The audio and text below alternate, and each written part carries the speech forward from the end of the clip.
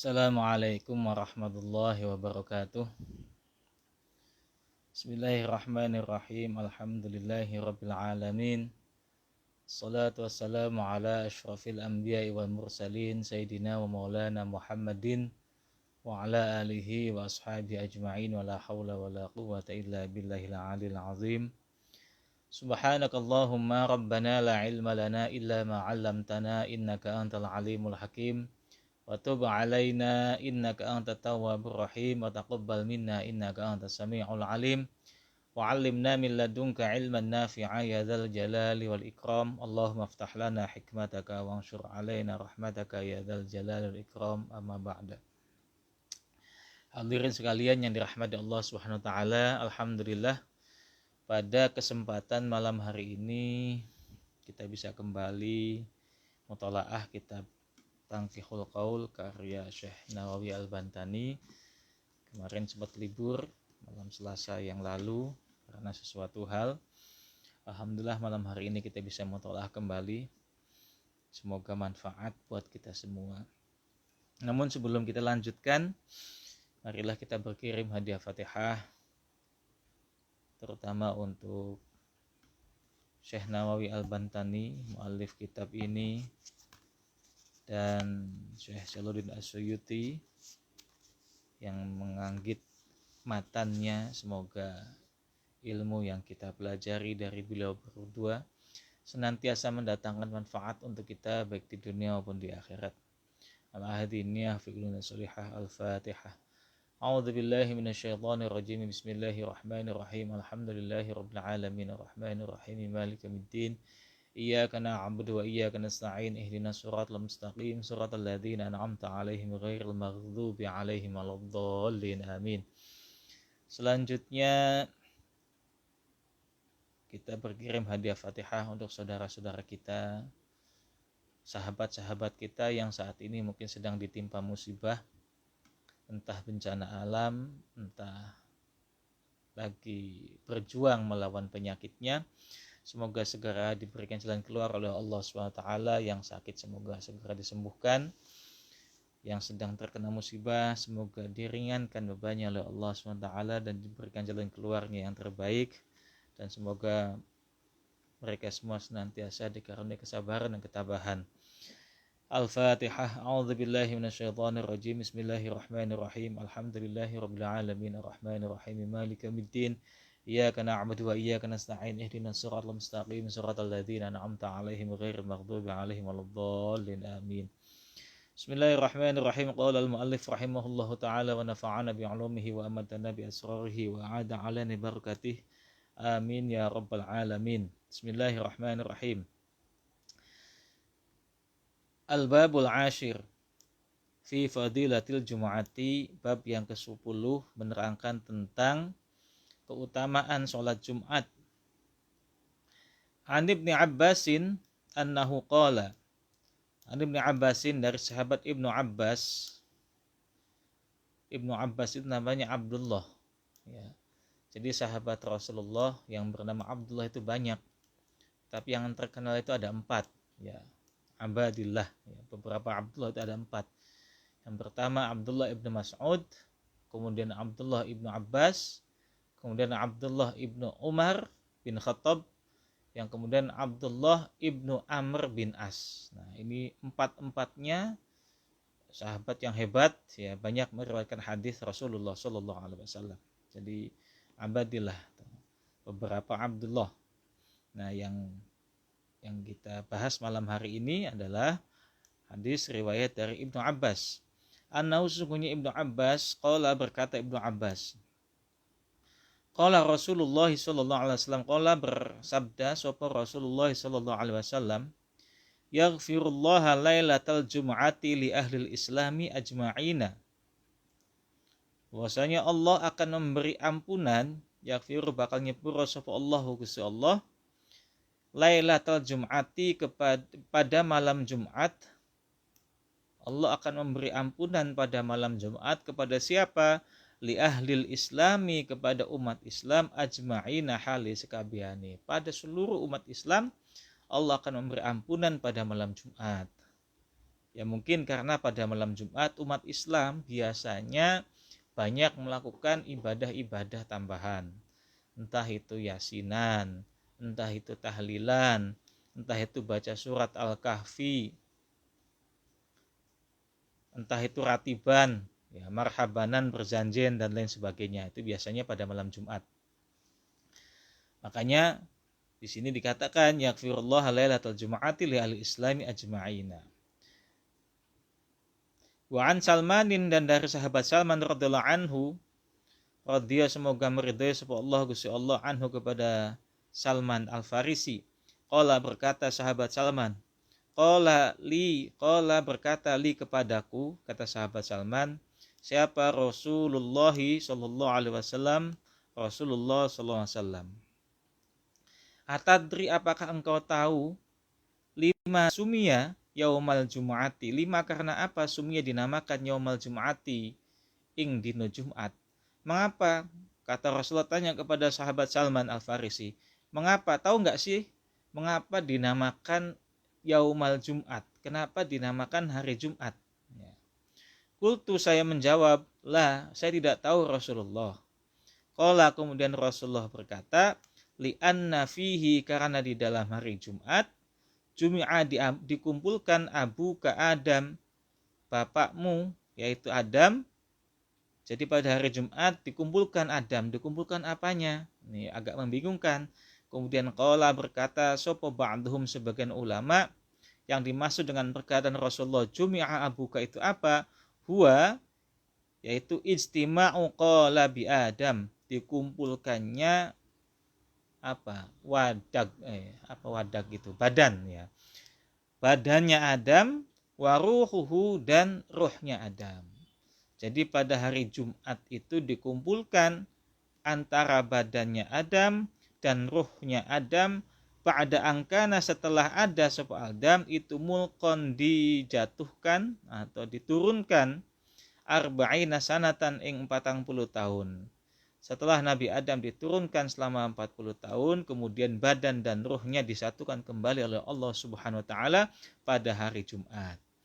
Wa qala berkata sapa akharuna, ulama yang lain, lijtima'i Adam wa Hawa ba'dal furqati at-tawilati, bahwasanya dinamakan hari Jumat sebab lijtima'i Adam wa Hawa, sebab berkumpulnya atau bertemunya Nabi Adam dan Siti Hawa, ba'dal furqati, setelah perpisahan, at-tawilati, yang panjang. Jadi dalam satu riwayat dikatakan ketika Nabiullah Adam alaihissalam diturunkan dari surga, itu kan tidak diturunkan dalam satu tempat, tapi di tempat yang berbeda. Ada yang mengatakan Nabi Adam diturunkan di daerah Sri Lanka atau Kolombo. Kemudian Sayyidatina Hawa diturunkan di daerah Jeddah, ya, di bumi Hijaz. Jarak yang sangat jauh, ya kan? Zaman dulu belum ada komunikasi, belum ada HP, belum ada telepon, belum ada surat menyurat pun belum ada.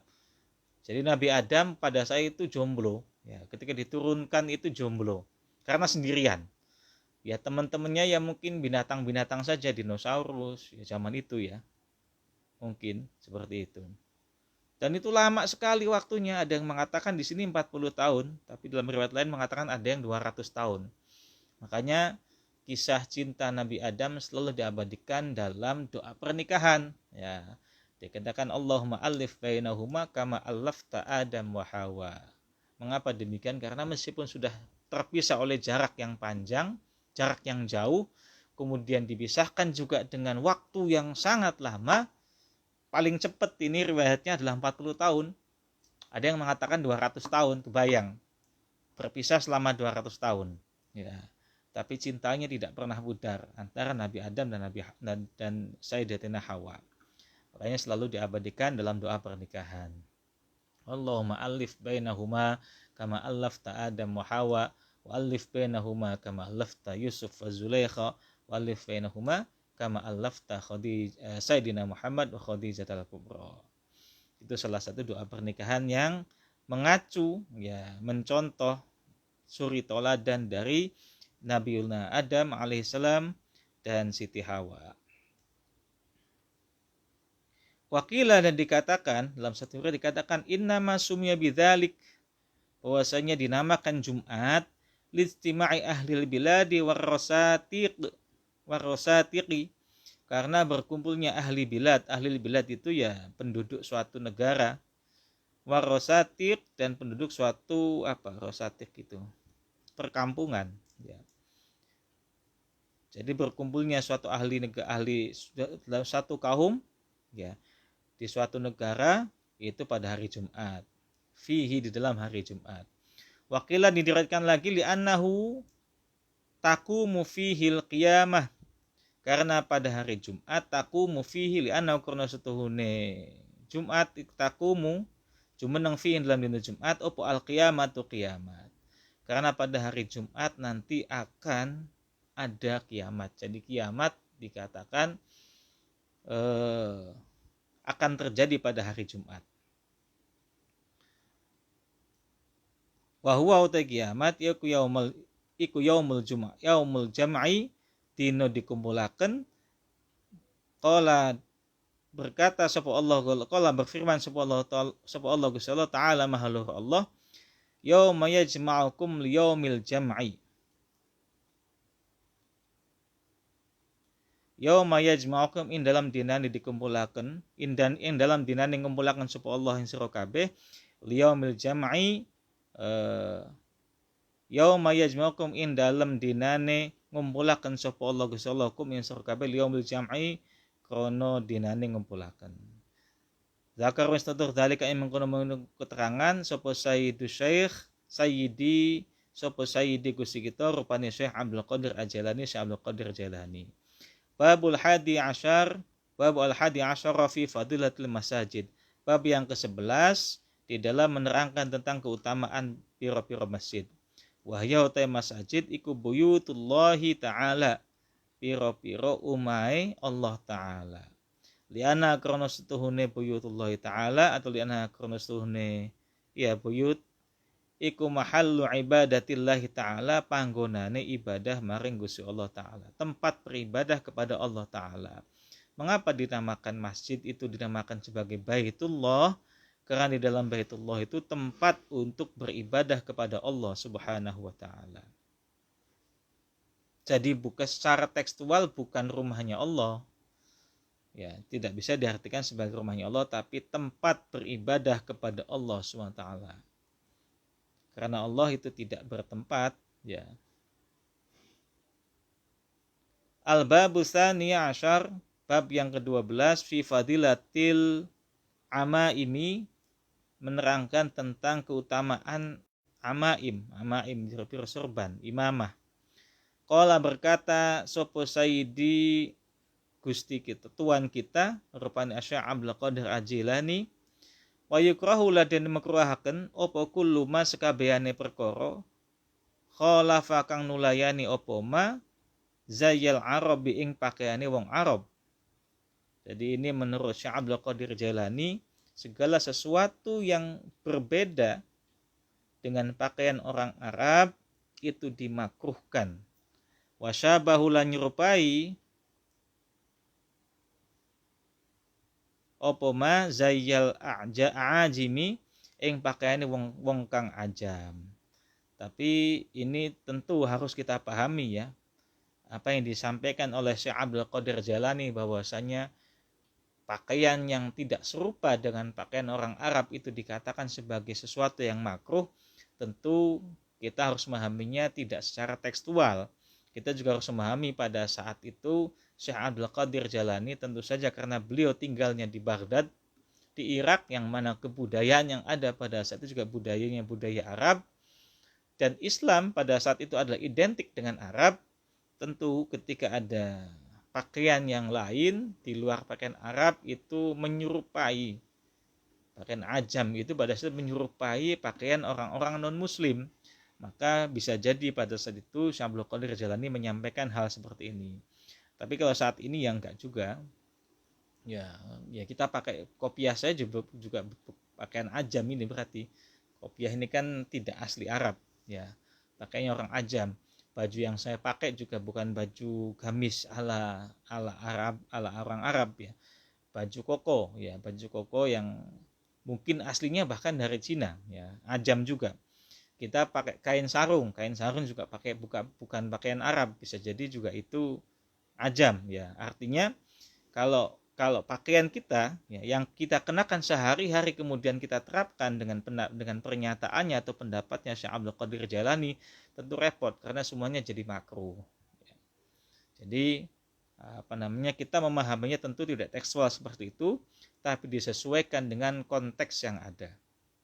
Ya, saat ini nggak ada masalah, ya, karena pakaian ajam pun tidak menunjukkan atau tidak mencerminkan sebagai identitas non muslim, ya.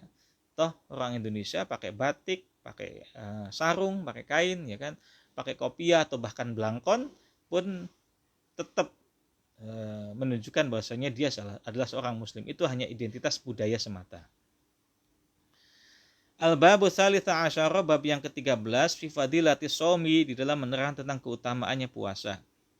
Wa anil Hasani, dari sahabat Hasan, an Abi Hurairah, dari Abi Hurairah radhiyallahu anhu berkata sapa Rasulullah sallallahu alaihi wasallam, Rasulullah sallallahu alaihi wasallam, asyamu utawi puasa itu junnatun, jadi tameng, minan nari, dari neraka. Malam yuhriqhu, selagi ini orang ngobong sapa manhu ing saum. Malam yuhriqhu, selagi ini orang ngobong atau orang rusak sapa manhu ing saum. Jadi puasa itu bisa menjadi tameng bagi seseorang terhadap api neraka. Terhadap neraka sepanjang orang tersebut tidak merusak puasanya. Kila, kemudian dikatakan, wa ma utawi apa yuhriqhu, ngobong sapa manhu ing saum. Qala, berkata sapa Rasulullah, bikidbatin, kelawan goroh atau berbohong, au biribatin, atau dengan ribah. Jadi seseorang itu sebenarnya dengan puasanya bisa menjadikan tameng atas api neraka, kecuali selama ia puasa ia berbohong atau ribah. Nah, ini padahal dua perkara ini zaman sekarang ini sulit sekali untuk dihindari. Mungkin terutama ribah, ya. Ribah itu yang paling susah, karena ribah zaman sekarang tidak hanya melalui mulut, ya. Tidak hanya melalui lisan kita, tapi orang berribah zaman sekarang bahkan bisa melalui tangannya. Dengan cara apa? Dengan cara handphone yang ia miliki. Ya, ia punya handphone, kemudian masuk ke WhatsApp atau ke Instagram atau ke Facebook atau ke Telegram dan sebagainya. Kemudian ia gunakan jari-jari tangannya untuk berribah. Nah, ini juga sama saja hukumnya dengan ribah melalui lisannya. Dan kalau sudah seperti itu, maka puasanya akan hilang pahalanya. Saya pernah baca di kitab Takrirat, sebentar, pas di depan saya ada kitab Takrirat ini, bab puasa yang membatalkan membatalkan pahala puasa.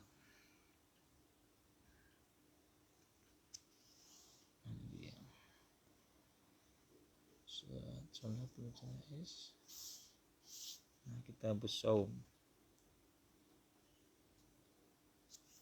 halaman 245.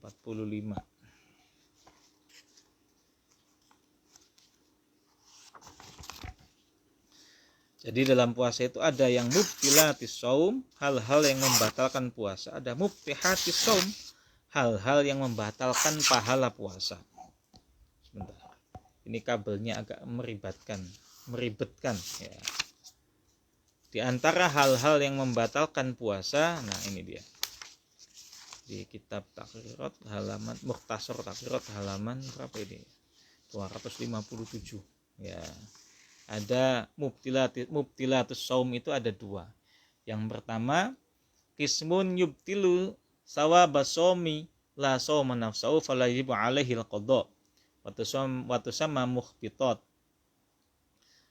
Yang kedua, qismun yubtilu shauma wa kadzalika sawab in kana bi ghairi udhrin fayajibu fihi al-qadha wa tusamma muftirat. Ya. Ada mukhbitat, ada muftirat. Yang mukhbitat itu wahya ma tubtilu thawabas shaum, sesuatu yang bisa membatalkan pahala puasa. Sebagaimana hadis dari Rasulullah, kam min shaimin laysa lahu min siyamihi illal ju' wal 'athas, banyak orang yang berpuasa tapi tidak mendapatkan apa-apa dari pahala dari puasanya kecuali hanya sekedar lapar dan dahaga. Itu namanya muhbitatis shaum, sesuatu yang membatalkan pahala puasa. Apa di sini di kitab yang kita baca ini tadi sudah diterangkan di Tanqihul Qaul ini, di antaranya adalah al-kidz atau berbohong dan ribah.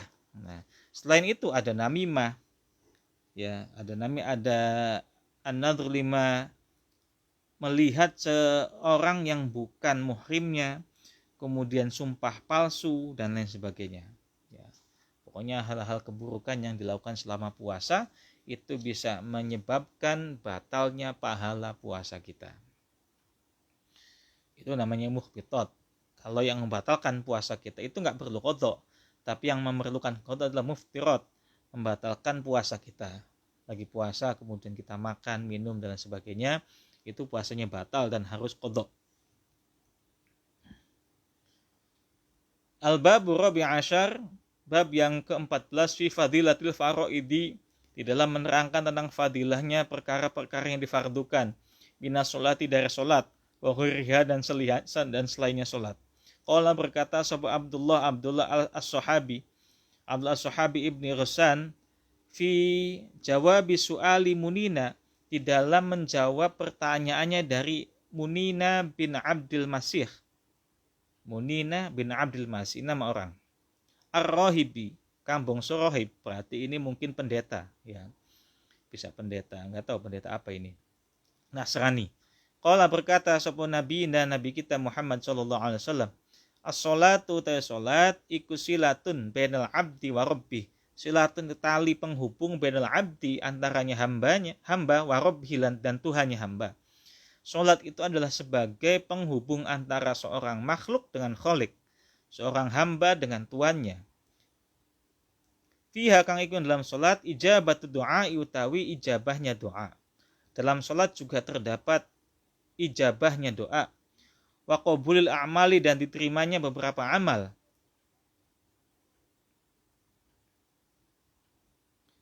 Wa barakatu fir rizqi, dan keberkahan dalam rizki.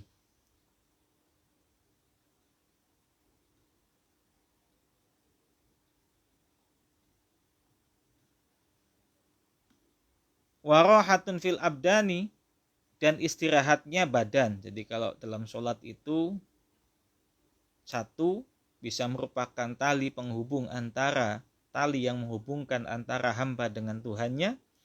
Kemudian dalam sholat juga waktu diijabahnya doa, waktu diterimanya amal, dan terdapat keberkahan dalam rizki. Kemudian terdapat juga istirahat bagi badan, ya. Setelah capek-capek kemudian sholat, itu juga istirahat buat badan kita. Bagi yang bisa merasakan istirahat, enak ini sholat itu, ya. Cuman kayaknya kalau kita sholatnya aja kadang-kadang terpaksa, ya susah, ya. Mungkin susah buat merasakan sholat itu menjadi rahatun fil abdan, ya. Karena kita sholatnya masih terpaksa. Kadang-kadang kalau subuh kemudian dengar azan itu ngersulo itu menggerutu. Wah, lagi enak-enak tidur udah azan lagi. Nah, itu sholat kita jadi mungkin masih sulit, masih jauh dari rahatun fil abdan. Wasitrun bainahu wa bainan nar, dan menjadi penghalang, ya. Sholat itu menjadi penghalang bainahu, antaranya abad, wa bainan nar, dan antaranya neraka. Dengan sholat seseorang bisa menjadi penghalangnya antara dirinya dan neraka. Wasiqalun, dan bisa menjadi pemberat amalnya fil mizani, di dalam nanti timbangan. Wajawazun, menjadi mudahnya lewat ala sirati, terhadap sirat atau jembatan sirat mustaqim nanti. Waftahul jannah, tidak menjadi kunci surga. Tsumma qala, kemudian berkata sapa Abdullah wassalatu, itu salat iku mi'atun, menjadi terkumpul li jami'i ta'ati terhadap segala sesuatu yang berhubungan dengan ketaatan.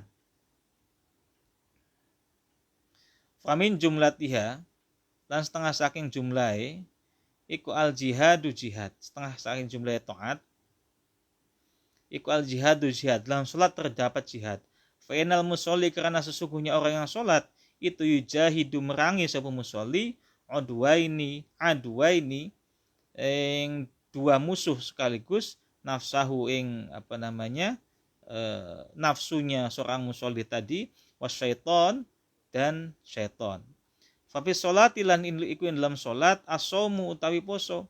Dalam salat pun ada ada intisari puasa. Fa innal musolli, karena sesungguhnya orang yang salat itu la yakulu, tidak makan sapa musolli, wala yashrabu, dan tidak minum sapa musolli. Jadi intisari puasa juga ada dalam salat. Karena orang yang sholat itu tidak makan juga tidak minum. Ya, karena kalau makan dan minum batal, sebagaimana batalnya puasa. Ya, orang puasa makan dan minum batal. Orang sholat pun makan dan minum juga batal. Wazadat lan nambahi ala siyami ing atase poso. Wazadat lan nambahi sa musolli ala siyami ing atase poso. Bimunajati rabbihi, dengan munajat kepada Tuhannya. Lebihnya bahkan nilai plusnya orang sholat dibanding orang puasa, sama-sama tidak makan, sama-sama tidak minum, tapi orang yang sholat memiliki nilai plus berupa dapat bermunajat kepada Tuhannya.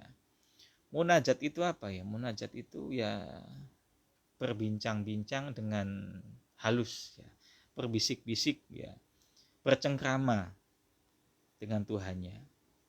Wa fi sholat lan iku yang dalam sholat al-hajj utawi haji, dalam sholat juga terdapat intisari haji. Wa huwa haji itu al-qasdu nejo ila baitillahi maring baitullah. Wal musolli, dan orang yang sholat iku qasoda juga menuju rabbal baiti ing pangerane baitullah. Dalam sholat terdapat intisari haji, karena orang haji adalah menuju ke baitullah, sedangkan orang sholat juga sama, menuju kepada Tuhannya baitullah. Wa zadat lan nambahi sapa musolli alal haji ngatasi haji bi qurbihi kelawan parake musolli ing rabbal bait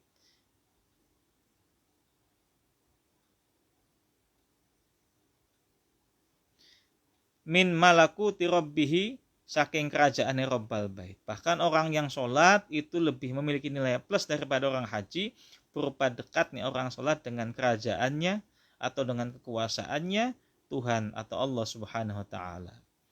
Wa qalan berkata sapa nabiyuna, nabi kita Muhammad sallallahu alaihi wasallam,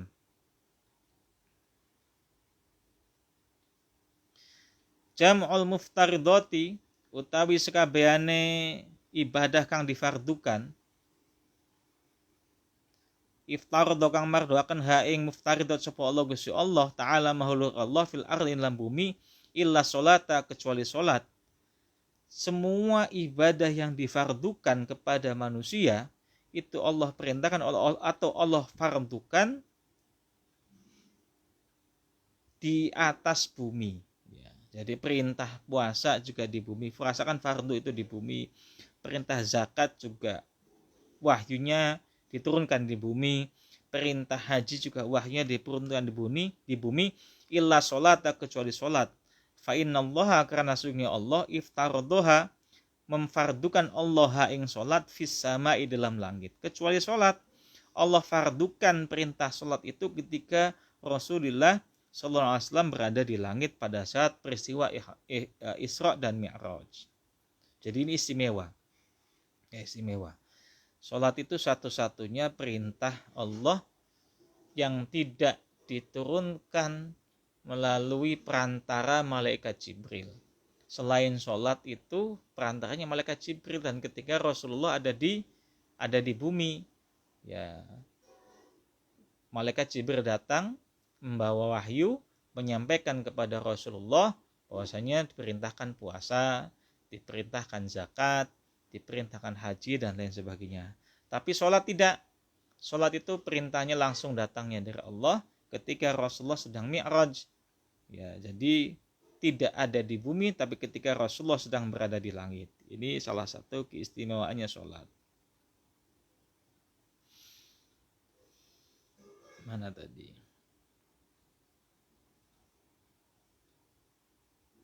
Wa ana baina yadayhi, kata Rasulullah, wa ana dan utawi ingsun iku baina yadayhi ing dalam ngersane Allah Subhanahu wa taala. Dan saya sedang bersama Allah Subhanahu wa taala. Itu kata Rasulullah. Wa makna rafil aidi dan makna dan maksud dari mengangkat tangan fi sholati ing dalam salat takbiri karena takbir. Apa maksud mengangkat tangan ketika takbir dalam salat kita? Anna iku anal abda, sesungguhnya hamba iku ghorikun, tenggelam, ya, fi biharil khotoya, dalam lautan kesalahan,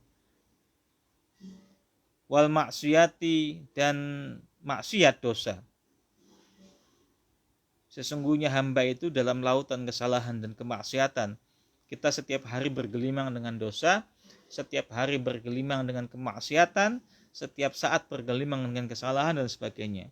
Fayurfa'u mongko ngangkat apa yadahi, tangan lorone hamba, kana koyo setuhune abad iku yaqulu, berkata sapa abad, ya Rabbah, wahai Tuhanku, khudz biyadi, ambillah tanganku, khudz biyadaya, ambillah kedua tanganku, fa inni, karena sesungguhnya aku itu gharikun, orang yang tenggelam, fi biharil khotoya, dalam lautan kesalahan, wal maksiyati, dan lautan kemaksiatan. Haribun, orang yang lari, mingka, dari engkau, ilaika, menuju engkau. Jadi filosofi mengangkat tangan ketika takbir adalah seolah-olah karena kita setiap hari dan setiap saat bergelimang dengan dosa dan kesalahan, ketika kita mengangkat takbir seolah-olah kita berkata kepada Tuhan kita, wahai Tuhanku, ya Allah, ambillah kedua tanganku ini, angkatlah kedua tanganku ini, karena aku atau hamba senantiasa tenggelam dalam lautan kesalahan dan kemaksiatan, yang selalu lari daripada engkau, tapi sekarang lari menuju rahmatmu. Nah, ini filosofi dari raf'il aidi, mengangkat kedua tangan. Wa ma'nal qiraati, dan maknani al-qiraah, membaca surat, itu itabun. Itab itu apa? Itab itu apa ya? Itab itu semacam percakapan gitulah. Bainal abdi, antarane hamba, wa rabbihi, dan Tuhannya hamba. Jadi ketika kita membaca surat seolah-olah kita sedang bercengkrama dengan Allah Subhanahu wa taala. Itu filosofinya. Wa makna ruku'i, dan maknane ruku, filosofi dari ruku, ka anal musolli, ke dene seolah-olah musolli itu yaqulu, berkata sapa musolli, ana utawi ingsun itu abduka, hamba engkau. Makna ruku adalah seolah-olah seorang hamba tadi yang sholat tadi berkata, saya adalah hambamu, waqad madat, tulan teman-teman dadeake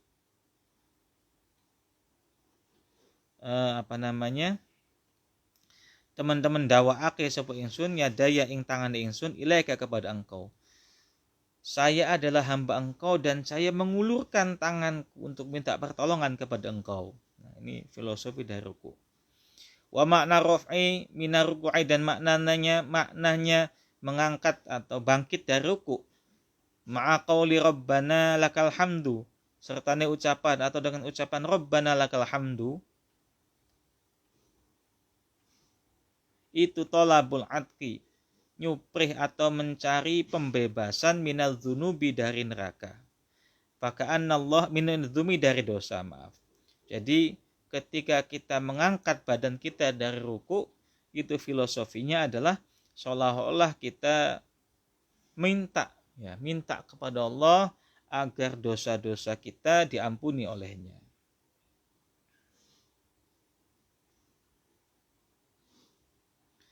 Faka'anna Allah, maka seolah-olah Allah itu yaqulu,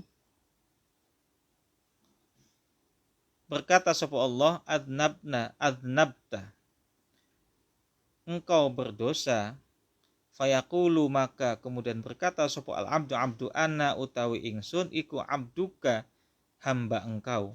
Saya adalah hambamu. Ketika Allah berkata kamu adalah orang yang berdosa, saya itu hambamu ya Allah.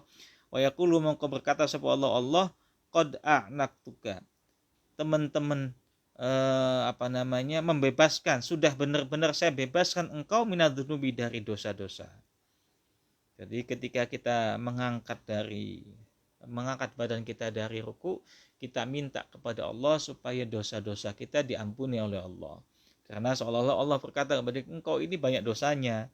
Kita nggak bisa apa-apa kecuali berkata, saya ini hanya hambamu ya Allah. Saya ini hanya hambamu.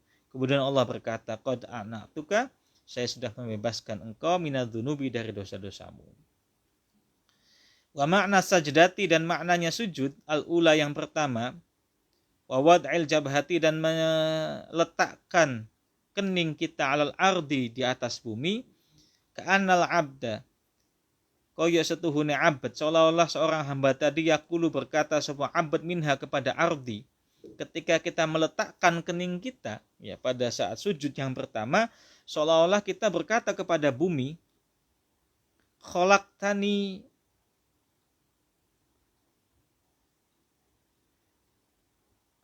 khalaqtani,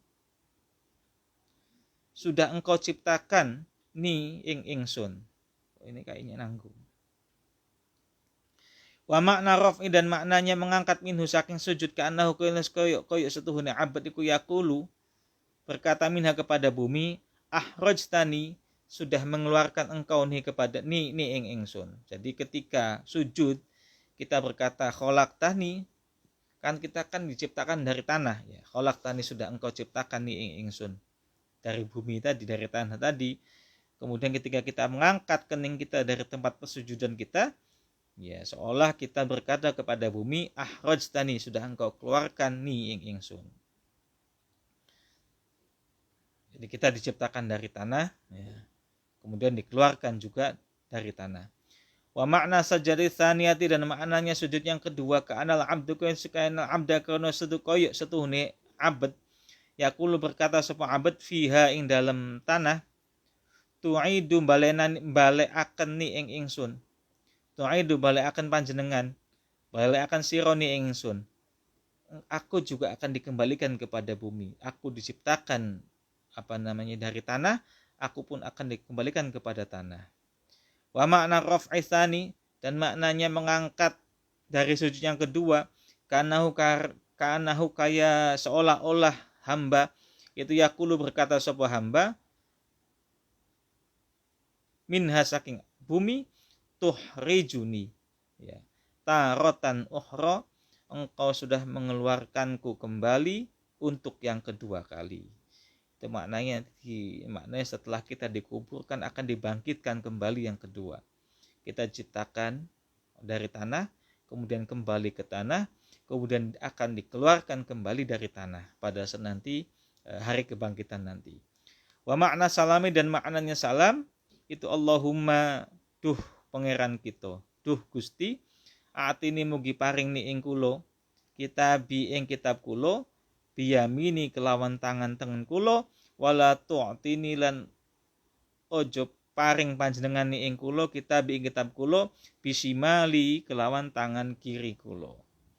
Jadi maknanya ketika salam, kan yang diwajibkan salam itu kan salam yang pertama. Ketika assalamualaikum ke kanan, kita menoleh ke kanan.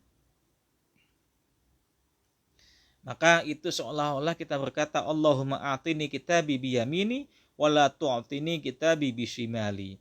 Ya Allah, berilah catatan kitab-kitab hamba melalui tangan kanan saya, melalui tangan kanan hamba, dan jangan engkau berikan kitabku melalui tangan kiriku. Ya, itu makna salam ketika kita selesai melakukan sholat. Makanya ketika kita salam ada doanya. Ketika kita yang kanan, assalamualaikum warahmatullah, kita baca as'alukal fauza bil jannah ya. As'alukal fauza bil jannah. Ketika salam yang ke kiri, assalamualaikum warahmatullah, kita berkata as'alukan najata minan nari wal afwa indal hisab. Nah, itu doa yang dibaca ketika salam. Jadi salam itu ya ada doanya. Jangan cuma sekedar assalamualaikum warahmatullahi, assalamualaikum warahmatullahi, kemudian lari kita. Nah, ini sayang waktu, karena waktu itu adalah waktu yang diijabah. Jadi sekalian aja kita berdoa. Pada salam yang pertama ketika menengok ke kanan, kita berdoa as'alukal fauza bil jannah. Ya, ketika menengok yang ke kiri, assalamualaikum warahmatullahi, as'alukan najata minan nari wal afwa indal hisab. Al-babul khamisa asyar, bab yang ke-15, fi fadilati sunani, di dalam menerangkan tentang keutamaan beberapa kesunatan, binas sholawati, dari beberapa sholat, khosotan yang tertentu. Al-babus sadisa asyar, bab yang ke-16, fi fadilati zakati, di dalam bab menerangkan tentang keutamaan zakat. Aisyah milati, yang mengandung di zakatil amwali, maring zakat mal, wal abdani, dan zakat badan atau zakat fitrah. Al-babus sabi asyar, wallahu a'lam bissawab. Sudah lumayan banyak ini, setengah halaman kita baca pada malam hari ini. Kita cukupkan dulu, insya Allah akan kita lanjutkan pada pertemuan malam Selasa yang akan datang. Mudah-mudahan yang sedikit ini ada manfaatnya untuk kita semua, dan mudah-mudahan kita bisa mengambil intisari dari mutalaah kita pada malam hari ini, yakni kitab Tangkihul Qaul. Demikian, kurang lebihnya mohon maaf. Wallahul muwaffiq ila aqwamit thoriq. Wassalamualaikum warahmatullahi wabarakatuh.